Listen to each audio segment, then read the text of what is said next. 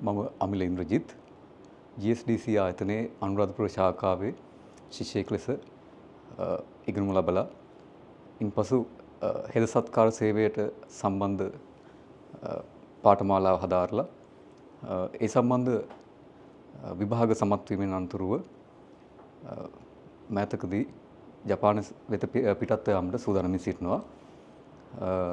GSDC ආයතනය සමග සම්බන්ධ වුණේ මාගේ මිතුරෙක්ගේ මාර්ගයේ ඉන්පසුව එහි ලද මනා අධ්‍යාපනයෙන් අනතුරුව මා සමත් වූ විභාග ප්‍රතිඵල අනුව ජපානය වෙත පිටත් යාමට සූදානම්ව සිටිනවා. ඉතින් මා කැමති GSDC ආයතනයටත් එහි කාර්ය මණ්ඩලයටත් අපහට අධ්‍යාපනය ලබා දුන් ආචාර්ය මණ්ඩලයටත් බෙහෙවින්ම ස්තුතිවන්ත වන්නට සහ මගේ දෙමාපියන් සහ සහෝදර සහෝදරියන් සහ මිතුරන්ටත් මාගේ හෘදයාංගම ස්තුතිය පුද කිරීමට මා කැමතියි.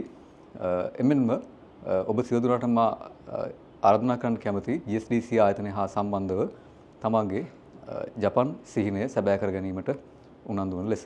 බොහොම ස්තුතියි.